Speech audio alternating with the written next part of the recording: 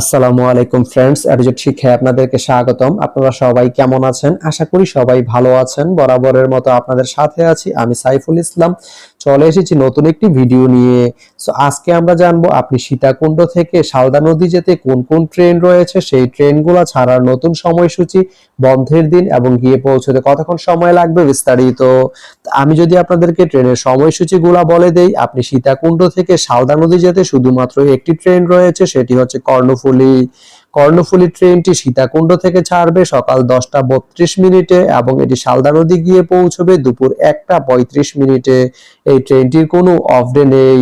তো আপনি সীতাকুণ্ড থেকে সালদা নদী যেতে এই কর্ণফুলী ট্রেনটি ব্যবহার করতে পারেন। তো ভিডিওটি কেমন লাগলো অবশ্যই কমেন্ট করে জানাবেন।